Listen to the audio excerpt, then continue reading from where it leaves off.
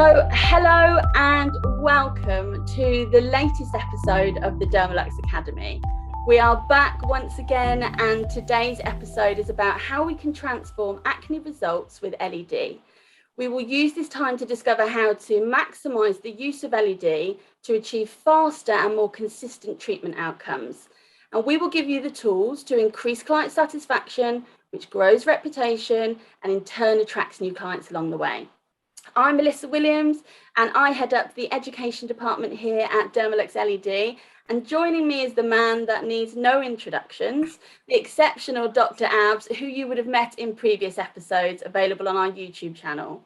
I'll pass you over to Dr. Abs shortly, but before I do, I wanted to share that today's session is guided by you. So please do get involved, fire out your burning questions, and we will do our very best to answer them for you. You can use the question and answer tab just at the bottom of the screen to send those over.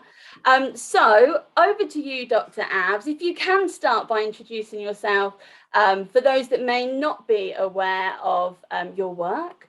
And then I'm just going to go straight in with the first question. So there's no warm up, I'm afraid. Okay. And my first question to you will be, why would you use LED for acne over other treatments in the industry?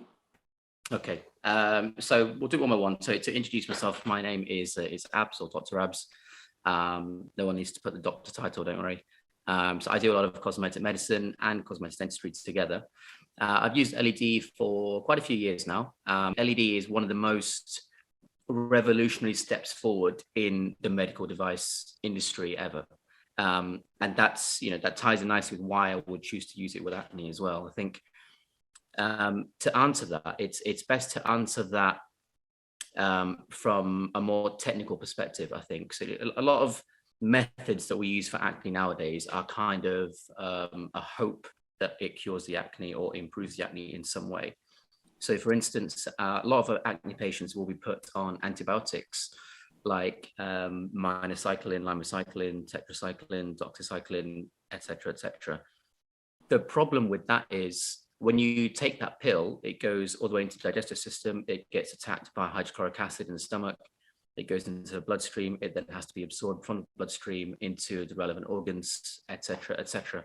And then by the time there's any left, it has to go to the skin, all of the skin, and it's the skin on the face that you're trying to treat. So there's only a very small yield out of that pill that's actually going to the skin. And then when it does go to the skin, you're hoping that it interacts with the bacteria to have that antibacterial effect. So it is just a hope.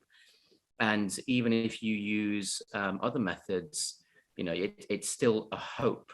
And the difference with using LED is, for the first time, really in this particular way, at least in medicine, we have control over individual cells in an area of soft tissue, hard tissue, whatever you're focusing the radiation on. And what I mean by that is, when the radiation hits the skin, each individual particle or wave of radiation is interacting with one individual photoreceptor. And each cell has photoreceptors. And when you're firing the radiation on, you are controlling what the skin is doing literally at will. So for instance, if you're using the blue, as soon as the blue radiation hits the bacteria, you are causing changes in that bacteria that eventually lead to the bacterial death. So it's not a chemical hope where you take a pill or do a peel or something and you hope it's happening.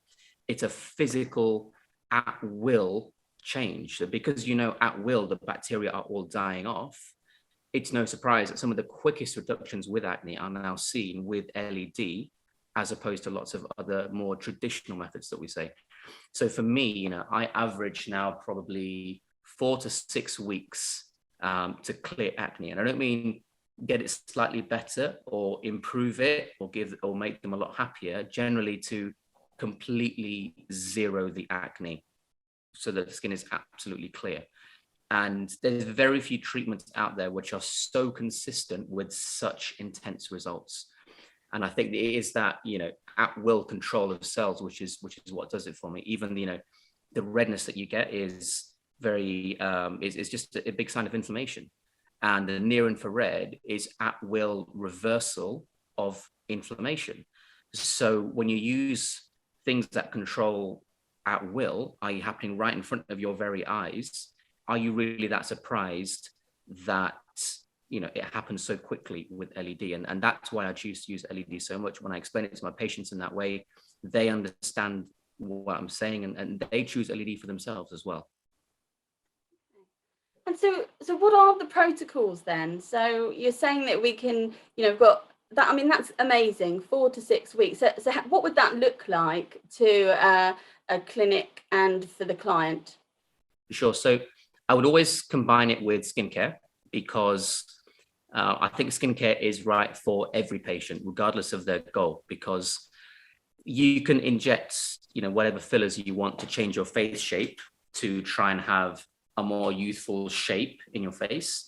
But even if your face is the right shape, if your skin looks old on top of that face, I'm sorry, but you're still going to look old as well. So skincare always has a place. And in acne, it's very, very useful. In fact, I rarely treat any case without skincare at all. So for instance, I will use a lot of vitamin A in the skin to try and mimic what we might do in a tablet form, like with Rosacea or isotretinoin. And I will ideally start the one on skincare as soon as possible to get that vitamin A in there. And then at the same time, as soon as possible, I'll try and get the LED in there too. So a lot of people, I suppose the sort of accepted or generally accepted treatment protocol might be a couple of times a week until it's gone. Or maybe some maintenance after that, which is fine. Personally, I do it a little bit differently. So for instance, the blue, some people might disagree, but I have no problems whatsoever with using that on consecutive days. And I have done it on consecutive days. I've done it on myself, I've done it on friends, I've done it on patients. And when you're using blue in terms of a treatment protocol, it's very, very important to understand if your patient cannot attend regularly, then honestly, it's not really worth it. You're probably better off doing other treatments in terms of intensity of results, because bacteria will exist in a biofilm, and they exist, in layers. Regardless of how many layers you want, they are going to be in layers. And that's fine for P. acnes, Propionibacterium acnes, because it's an anaerobic species, which means that it can survive without oxygen. Hence why the bottom layer, sorry, I'm going to sneeze. No, I'm not. Sorry, hay fever. The bottom layer can exist without oxygen. And when you're irradiating the skin, the radiation is only going to hit the top layer for obvious reasons.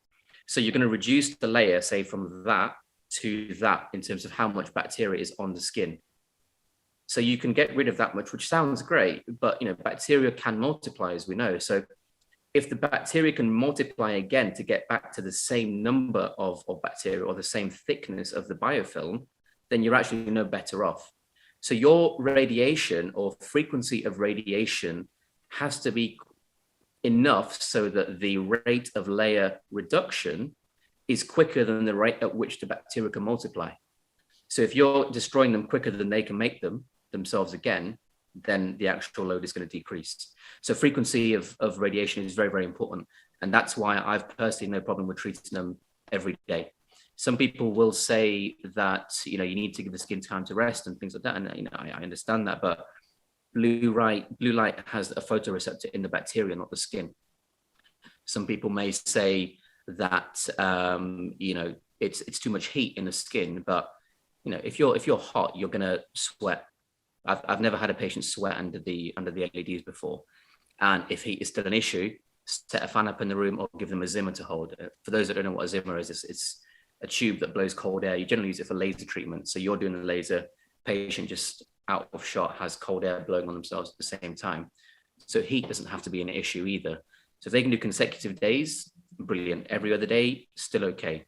And I will combine that with near infrared as well, again, as often as possible, because near infrared is going to be essentially just unblocking the metabolic pathway or the respiration pathway in the chain, in the cell, sorry. So the respiration, the metabolism has to occur for the cell to be able to do its job, essentially. So if it's inflamed, it can't do its job. So near infrared just unblocks the inflammation. It reverses the inflammation. Now, if you think about it, how can there be such a thing as too much inflammation-free area on the skin. I don't think it exists. Inflammation is associated with aging.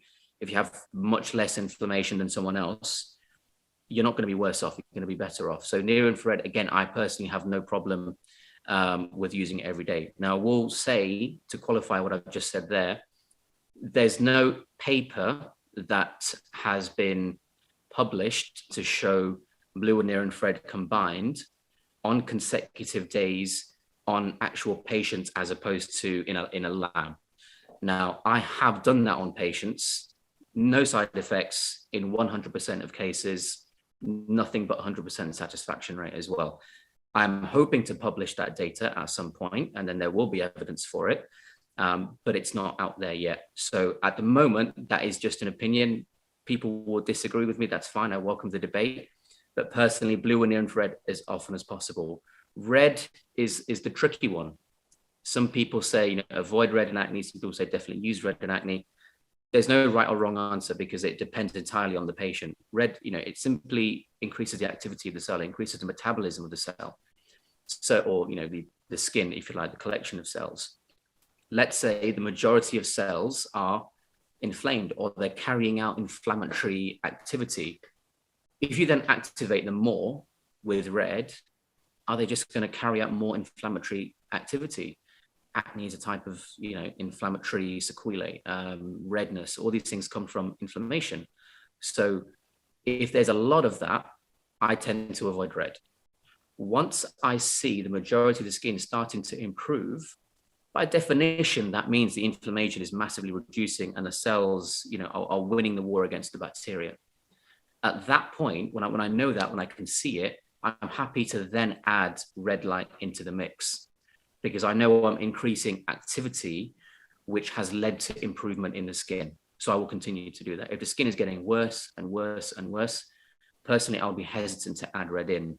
So in terms of which wavelengths do I use, I stick with blue and near infrared as a minimum from day one, and then add red in once I know that the inflammation is really starting to reduce.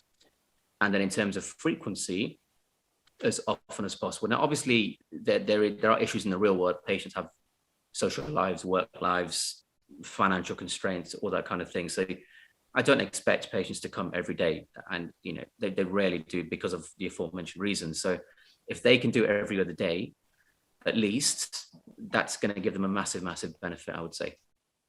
Wow. So you're saying 4 to 6 weeks, as often as possible, and skincare, you get 100% success rate from. I've had 100% success rate. Yeah. I mean, fantastic. The worst I've had is probably like an 80 to 90% reduction. And I've had patients come to me who have seen specialist dermatologists. I'm not a specialist dermatologist. I've had patients who have seen specialist dermatologists, like in the NHS, for instance, or in other clinics. They've been put on Roaccutane, they've been put on isotretinoin, they've been put on benzoyl peroxide, they've been put on antibiotics, they've been given all sorts of different skincare to try, and they're just at the end of their tether, pretty much. And I was as well. I had quite bad acne too. So then when you give them this new treatment, I do have to say it's not easy because the patient has seen everything and done everything. To then be given something else new, it's frustrating from their perspective, and you've got to understand that, which is why I teach them why I use LED. I'm talking about at-will control of the skin, and they understand it. And then I show them pictures and I show them how quick it was, and then they get it, and then they're happy to have a go. And then immediately they notice very, very drastic changes because we're doing it very, very frequently. And then, even if they don't have 100% reduction in that time frame we've talked about, nearly all of them say to me, do you know what? This has taken the least amount of time compared to everyone else that I've seen. I've probably spent the least amount of money as well, and I've had the best results. I've got screenshots of patients saying that to me. If you follow me on Instagram, I put on my story as well. I know you said before, just put you in a room with skincare and the Dermalux Triwave MD, and you will conquer the world. Yeah, well, I mean, I said to Melissa before, for me to treat skin, the very vast majority of patients out there, all I need is a Triwave MD, the best LED device there is, and access to whatever skincare I need, which is difficult for some people, but and it was difficult for me. I'm not biased when I say this. This is a genuine recommendation. If people haven't heard of Get Harley, that's something I use because I don't need to stock loads of skincare. If I have zero stock of skincare, but Get Harley have all the stock of basically all the brands. And all I do is select which ones I want to get to my patient, and they organize everything for me. So all I need, and I'm actually doing this in Leeds at some point, hopefully within the next year or two, is to essentially set up a skin clinic. And I'm going to have a Triwave MD and my Get Harley account. Pretty much that's everything I'm going to need. And I truly, truly believe that. And that's all I have used up until this time as well. Triwave MD, I think that's the best LED you can get in the world, and it will be for a very long time because people can't copy the LEDs. Get Harley, it's difficult to get a demo sometimes because there's a big waiting list. If anyone wants one, message me on Instagram, drabs.abs. I'll put you in touch or whatever. Both of those together, I think, are two of the most powerful things you can have in trying to treat and improve people's skin today. Fantastic. I love your, I've read something that you've written before about the sales perspective. I don't know if you wanted just to share that. Have you read my book? It sounds I have. I'm sorry. I have read it. Yes, and I love the way that you explain the sales perspective and how does that work in terms of acne and LED? So what I say when I mean the sales perspective, that essentially started actually a couple of years ago when I was talking to a lot of people who said, oh, what laser would you recommend, or what this or that would you recommend? And the problem with working in a clinic is you might go to a conference which has the same, let's be honest, it's the same people every year showing the same device every year. Not a lot changes. And then you've got the sales reps that come to you and they all have different devices doing the same thing. And they all say, we've got the best. So then you think, well, what the hell do I do? Who do I listen to?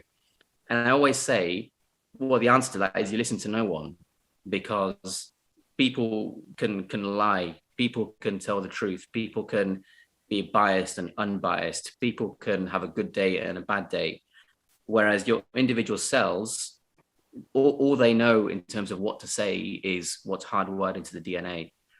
And the cells perspective basically means if you want to understand which device is good, you don't look at what it says in the poster. You understand the biology of what's happening in terms of physical molecular interaction, because you can have this LED device, that LED device, and that one, and they're all trying to do the same thing. But the way you know which one is best is by looking at what's happening on an individual cell basis, because cells make up tissues, tissues make up organs, the skin is an organ. So if you look at the way the Triwave MD interacts with a set of individual cells versus other devices, without any marketing speak, I'm not just trying to plug the MD, I'm trying to plug LED in general.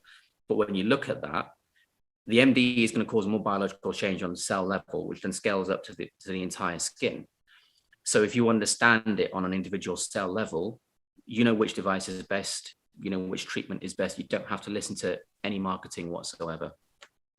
Brilliant. Thank you so much for sharing that. One more question before I go to the question and answer box. That a couple of people have reached out to me since we have put the webinar together is, what about a protocol for hormonal acne? Is that different? Where are we at with that? The protocol isn't different, because if you think about what the protocol is, from day one at least, you've got blue and near infrared. Blue is going to be targeting the bacteria. Whether it's hormonal or whatever other cause you're looking at, bacteria is still going to be there. So blue light is still relevant. And near infrared is still relevant, because whether it's this cause or that cause, there's still inflammation. So the radiation does not differentiate between the cause of the acne that's there. The blue does not differentiate the origin of that bacteria. All it does is, an individual wave interacts with an individual bacterium, the cell's perspective. Near infrared will interact with inflammation, again, regardless of where that inflammation has come from. So the protocol never changes. However, and that's the same for the skincare to an extent as well, in terms of the principles at least, where it changes is the conversation you have with your patient, because protocols aren't going to change the hormone levels in that patient, or the hormone balance, or the hormone landscape, let's call it. So they have to understand that if hormones are one of the causes of that acne, and we're not changing the hormones. All it means is that you have to use the protocols to clear the acne, exactly the same as in any other case. But you then, post acne clearance, your work must then change to increasing the strength of the skin. Because if the skin is stronger, it can take attack from hormones, bacteria, whatever it is, and not bat an eyelid, really. If you have really compromised skin that's thin, that's dehydrated, that has a low immune system, that is lacking in nutrients like iron, vitamin A, whatever you want to call it, a light stimulus is going to cause a reaction and it's going to inflame. But if you have massively thick skin that is really strong in its immune system, that is very well hydrated underneath, and good oil in the surface to trap that hydration in there, it's so strong, the same stimulus, it's not even going to bat an eyelid at that. So the hormones, because they're not going to change post acne, the skin must change to then tolerate the hormones. So once you finish the acne, you've got to continue very, very high amounts of vitamin A in the skincare to make sure that it's strengthened up, that the vitamin A is working with vitamin C and vitamin E, that they carry on with sun cream, they stay hydrated, live a healthy lifestyle. That is how you try and strengthen the skin against things which you have no control over. If you don't do that, the hormones are just going to be there and cause the same problem all over again. Yeah. Okay, thank you so much for that. So I'm just going over to the question and answer box. A couple of people are asking about the Flex and the Triwave MD. So we've spoken quite a bit about the protocols for the Triwave MD. What would you say about the Flex MD? I think the Flex, already people, I think, understand you can use the Flex every day, and that's fine. So the protocol doesn't change in terms of the wavelengths you use for the reasons that you're using them, because if we look at an individual wave of radiation, we call it a photon. If we look at a photon that is 415 nanometers, which is blue, or is 830, which is near infrared, if you could hypothetically see and hold that photon, you've no idea whether it's coming from an MD or a Flex, because it's unique, and they're all going to be the same. So it doesn't matter whether it's an MD or a Flex. The radiation is radiation. The skin does not know whether it's coming from that source or this source. It's the right type of radiation, and that's all it knows, the cell's perspective. So the protocol does not change in terms of the wavelengths that you're using. However, in terms of frequency, the Flex, if you can rent it out to your patient, they can use it at home every day, brilliant. It's going to work really well. If you've got it in your clinic and they can't come every day, it's going to take much longer than my average of 4 to 6 weeks, because your frequency is now reduced, but also the amount of biological change you're creating is reduced because it's generating less radiation. The Flex is putting out 40 joules per square centimeter of the skin. The Triwave MD puts out 240. That's a heck of a lot more. So you are going to clear it eventually, but it's just going to take longer, that's all. In terms of the MD, it's the most powerful one, as I've said, and if you can do that every day, you're going to get the most powerful results as well. And what about using product under LED at the same time for acne? So do you mean while the radiation is? Yeah. So should we put something on whilst the light is there, or should we have nothing on the skin? What's your advice? Nothing on the skin is the short answer every single time, because every layer that the radiation has to go through, you lose efficiency. If you've got, let's pick a round number, for instance, okay, if you've got 100 joules of energy going into the skin, but then some of that is lost because it's absorbed by something that you've put on the skin for whatever reason, there's now less going into the skin. You might lose 10% a layer, as some people might say, which means all you're doing by putting something on the skin is making things less efficient. You're doing LED, so you've got to realize, if the point of your doing LED is to get energy into the skin, why are you wanting to do something which reduces the energy going into the skin? That literally defeats the purpose of what you're doing the LED for. And what about age then? As an adult acne, are we talking teenage acne? What age? So I've treated people under 18. I think the youngest person I've treated is probably about 12, something like that. But again, you know, an individual bacterium that you can hypothetically pick from someone's skin, if you then pop that under a microscope and looked at it, you can't look at that individual bacterium and say, oh, that's come from a 12-year-old or a 90-year-old. So because the bacterium is the same, the physiology in terms of how it reacts to blue LED and near infrared LED is identical. So the protocol does not change for each individual person.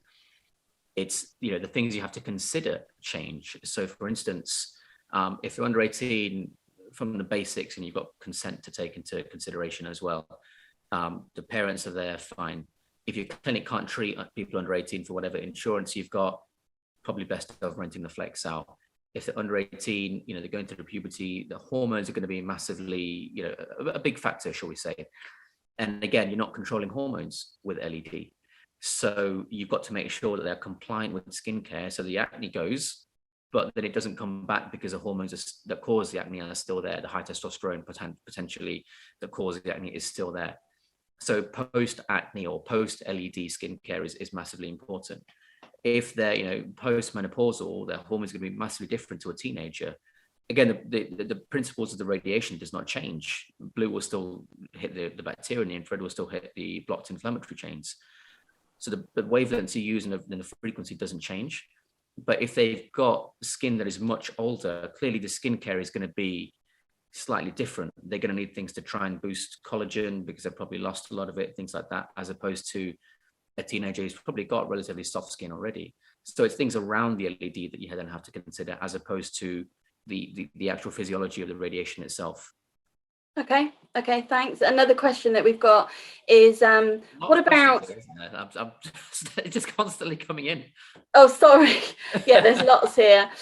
So what about where there's not so much redness as much, where there's just bumps under the skin? That's generally, you know, it would depend on the patient, but if I had to, if someone said you have to give a generalized answer, I'd say that, you know, that's potentially congestion. Yeah. There's, you know, a lot of things like niacinamide, zinc tend to help with congestion as well, but the basic principles of the three basic micronutrients for skin, it still does not change. A lot of vitamin A, a lot of vitamin C, a lot of vitamin E, so that still stays the same. And, you know, there may still be a bacteria on the skin if there's a lot of bumps in the skin, you know, acne bacteria. So the blue and the near infrared still does not change. Sometimes there's bumps under the skin because it's a product of inflammation. So near infrared is still useful. But when you're trying to improve the health of the skin, you have to use skincare. And that's why I never do a single LED case, or should we say very, very rarely, without doing skincare at the same time, because you can use things like the red to actually activate the cells. That's like turning the ignition in your car. But if there's no fuel in the tank, you're not going anywhere, you just sat still. So you can activate the cell with red, but if they're not given the nutrients to actually use in chemical processes that are then used to create products such as collagen, hyaluronic acid, immune support, vitamin D3 production, etc., what can they actually do? What's the point of activating a cell if it's not given the fuel for its fire? And that's where skincare comes in. So if it's bumpy, you know, it's compromised skin. Even if you don't know what the diagnosis is, it's compromised skin. It's skin that could be healthier. What unhealthy skin of any diagnosis won't benefit from good quality nutrition in terms of skincare, combined with taking out unnecessary bacteria and inflammation? So that never changes. It's still okay to use those protocols. Okay. Another question has been, the Triwave MD obviously has the different settings, low, medium and high. Would we always use high, or when would you use the other settings? It's a good question. So if ever you're unsure of any wavelength for whatever reason, just turn the power down. If you think they could react in a bad way, at least you're minimizing the reaction because you're bringing the power down. Personally, for me, I rarely ever fiddle with the power. It's max. Blue and near infrared are just max constantly. Red is the only one I may and have considered and you know, actually changed the power of in the past, because when you've got acne where it's on the borderline between improving and about to improve, and you're not sure whether to introduce the red yet, at that point, I might use the red in reduced power and see how the patient is doing. If I do it on reduced power and it just aggravates a bit of inflammation because it's still mostly inflamed, I'll just stop it and then try it again. And if it's okay, next time I try it with reduced power, it'll go to max straight away.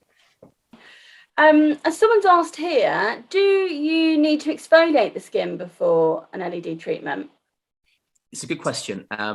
It depends on the case. So for instance, if I am treating a patient with psoriasis, by the way, I've had phenomenal results with LED and psoriasis, then it's important to understand that in psoriasis, you get a lot of dead cell buildup. So in a sense, the answer is yes in a case like that, because if there's dead cells, they're going to be absorbing some of that radiation, and the where you want the radiation to go underneath is not receiving as much. So in a case like that, it's, you know, a gentle clean to get rid of those dead cells is appropriate. If the skin is irritated for whatever reason, also talking about acne today, let's pick acne as an example, and doing some kind of physical exfoliation is just going to irritate it, then I would avoid it, frankly. If you need to do anything, generally, personally, I just use water or saline, something like that, and just brush off anything that I need to. Okay, and on the topic of skincare, there seems to be quite a lot of questions about vitamin A and particular products, or and I've seen that there's what percentage of vitamin A should we be using? Do you have an answer on that? It's a really good question, because this is going to be controversial, but this is just my personal opinion. I think most skincare is terrible, and there's very few which are actually worth the money. There's no one particular brand that I would say is right, that's the one for acne. There are some very good ones that I use. So as an example, these were no particular order, by the way, and I have no connection to any of these companies whatsoever. One that I really love using is the ACE oil from Environ, because you know, when you've got acne, you're gonna have oiliness, but sometimes you might also have dryness as well. Now, it might seem odd that you've got that in the same skin, but to me, it seems very appropriate you've got that in the same skin. When the skin is really dry, the sensors in the skin are going to sense there's no oil. So what do? They generate as much oil as they can. Oh, quick, let's make as much as we can so that water can't evaporate through the skin, and we trap it all inside, you know, because water and oil don't mix when you put them in a cup. So that's why you got water inside, oil on the surface. That's why we generate oil in the skin. So when they generate too much and too quickly, the duct in the pilosebaceous unit can get blocked, and then the pressure builds and the area rises up, and that's where you get the bumpiness and acne and things. So dryness and oiliness are very, very common. And when you're using the ACE oil from Environ, you're getting really high concentrations of the essential nutrients, but at the same time, it's in an oil form, and those, vitamin A, for instance, which is one of the crucial ingredients for skincare, it's lipid soluble. That's why it can go through cell membranes quite well. So if you encase it in an oil, lipid-based solution, then it's going to actually penetrate a lot easier. And also, when it's oil-based, I know it sounds odd to use an oil-based product in an oily skin case, but for me, that's perfect. Because if you put oil on the skin, all the sensors are going to go, oh, guys, we've got way too much oil here. Let's shut off, and we don't need to go work overdrive now because you're putting the oil on there. So you're treating the oiliness and the dryness at the same time, and giving all the ingredients, and you're giving the ingredients in a way that enhances penetration as well, because it's not water-based. And so for me, that's a product which has worked absolutely wonderful for so many of my patients. If you look at Medicate, for instance, they have this new derivative of vitamin A called retinol retinoate. There's a day and night, and there's a night one as well. These are just exceptionally, high-powered forms, new forms of vitamin A. They don't occur in nature, but it seems to work very, very well. I'll be honest, I do use it on myself as well. They're very, very good to get high amounts of vitamin A. There's not a huge amount of reaction as well. Skin Better Science is another good one. The way they bond vitamin A to lactic acid means that in vitamin A they may react to, but the lactic acid will hydrate at the same time when they're bonded together. So you can't have one without the other going into the skin. So the reactions are a lot less with things like Skin Better Science. SPF, I do quite like the intradermology SPF as well, because it's quite a high factor, but especially on people with my skin type, I don't want to walk out looking like Casper the Ghost. It's not going to look very good on me. So it's a very nice SPF in that regard as well. I've just seen a question there. Do you mix Ace oil with sea black lotion? I do. I put them together. If they can't afford them, I will go with just the oil. So I think, there's a few different products there, and it's not necessarily about which brand you use. Yeah. Again, you have to use a cell's perspective. The cell doesn't care what label is on the bottle. It doesn't care how much you paid for it or how good the poster was. It just knows that this particular molecule is on the outside of my cell membrane trying to get in. And if it gets in, what's it going to do? That's all you have to think about. And so that's why I always talk about ingredients as opposed to specific brands. I love that. Just keeping it simple, which is so important, especially with an acne skin, when there's just been so much different advice and people have tried everything. And when we can keep it simple for them, it just makes such a difference. A couple of people are asking about rosacea with acne. Can you elaborate on that in terms of protocols? So it's not uncommon to see them together, because rosacea is a barrier function disorder. So your barrier function is reduced. And if you think about it, that's one of the major points of having skin. It's a barrier to the outside. Whoops, I think it's not my laptop. It's a barrier to the outside world. So if your barrier function is reduced, it means your skin is exposed, shall we say. So external stimuli can stimulate the skin a lot more easier than if the barrier function was high, which means your skin is putting up with more, which means it's going to get irritated more, it's going to inflame more. And inflammatory products or inflammatory results, shall we say, can include redness, bumps, acne, blah, blah, blah. So it's very common to see them together.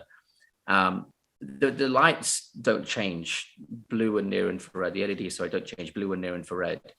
And, adding red in once things look like they're on the mend, that never changes. In terms of the skincare, I potentially would change things a little bit. When you've got a barrier function disorder, your barrier function is the upper layer of the skin. All your cells are made of lipids, of fats. So I would try and put skincare in there, which replenishes those lipids. Again, if you can use something oil-based, fantastic. Like that oil from Environ that I mentioned as well. So the principle of using antibacterial and anti-inflammatory wavelengths doesn't change, but your skincare just needs to potentially be a lot more gentle, because, as I said, barrier function is reduced. If you can get good lipids in there to restore that barrier as well, all the better. Okay, fantastic. I just wanted to recap. I've got quite a couple of questions coming through about the treatment time again, in terms of how many weeks and how often would you have used the Triwave MD, and how often would you use the Flex MD? So the Triwave MD, in the manual, which I do disagree with, sorry, aesthetic technology, but it does say, a couple of times a week. I think it's something like twice a week for 4 weeks, and then once a week for a couple of weeks after. There's nothing wrong with that at all. Perfectly safe, is going to get your result. But I will use it every day if possible, just because, I don't think there's a need to have such a big gap. I've used it on many patients and myself as well, and it's been absolutely fine, no side effects. Flex, again, you can use it every day anyway, because it's lower power. And I think that's, automatically as part of the training for the Flex when you buy it too. Yeah. And so someone's asked, actually, those that just have the Flex, would they, and a client can't come in every day, is the best possible option for them to then have a Flex themselves at home? Is that the way that they're going to get the best result? Yeah, assuming that, whatever you charge is something they can afford and they can physically do it, etc., etc. Yeah. Because, as I said, the key to acne with LED is reducing the bacteria quicker than they are able to multiply back to their prior level, which means you've got to treat often. So you just destroy the layers, and there's not enough time for them to multiply back to whatever they were before. So the speed of, or high frequency is really, really key in acne. I don't know why more people don't say this, if I'm honest, but it's really, really key. If you can do it with the flex every day at home, regardless of whether you're in a clinic, do it. If you can't do it in a clinic every day, but you can at home, do it at home. Okay, perfect. Some people are asking, actually more about, do you sell it as a package, or do you have it as kind of a continuous treatment? How would you recommend it to your client? Generally, wherever I've been, it's been done as a package. So usually people do it in say packs of 10 or packs of 12, depending on where you are. But we just say do it every day. And if you need, let's say, I'll just pick a number like 15 or something. We sell them in packs of 10. Those 5 you can just use for maintenance afterwards. It's absolutely fine. Or if your clinic's happy to just refund the difference of half the package price, or do something else instead, that's absolutely fine. But that's more based on your personal preference of how you want to do business, really, than anything else. Yeah. And so if you are, so you've had your course that we've said, 4 to 6 weeks, what is the maintenance program after that? How often should they be coming in after that course? So assuming the acne is completely cleared after that course, the maintenance would mainly revolve around skincare, actually. Yeah. Making sure that the skin increases in strength and health. Because sometimes the triggers for acne, first of all, we don't even know every single trigger, I don't think, but some of these triggers will still be there. Like, for instance, some people have acne because of the masks that they've got to wear. Like I've treated nurses and doctors. They can't stop wearing a mask because, well, they'll get sacked basically to do that in hospital. So the trigger is always going to be there. But what you can do is clear the acne in the short term. And then for maintenance, if you can't change the stimulus, change the skin to be able to put up with that stimulus. If a kid grows up and they're scared of the dark, you're not going to get rid of the dark. It just is there as part of the world, the universe. But the kid grows up and learns that the dark doesn't mean anything. It's just an absence of light. So the darkness hasn't changed, but the kid has become more intelligent to understand what's going on. So the same stimulus is not having the same effect anymore. So maintenance follows the exact same principle. The stimulus, it's not necessarily going to be removed in every case, but you're changing the thing that is being stimulated with good quality skincare to put up with things. And if you combine that skincare with the red LED, so where you activate that cell, the cell then uses the fuel you've put in there in the form of skincare, then the skin thickness increases, the number of cells in there increases, the output of collagen and hyaluronic acid and cadherins and all these things increases, so the skin is stronger and can put up with the same stimulus. So acne treatment with LED there's 2 phases. One is to get rid of the acne, and the other is to change the skin to put up with the same triggers if they return. Okay. I love your analogies, by the way. That is, always sums it up and makes it so super simple for us all. Basically, it's like it's so badly in things like uni. I had to make these analogies up for myself. I love them, and I'm sure we all love them. When we're talking about something that's actually very simple, but can come across quite technical, it's so important to be able to see it from a different picture. So that's amazing. So actually, there's so many questions, and any that we've missed, what I will do is we'll go through it all, and we'll hopefully be able to send a document out that will answer any of those questions that we've missed.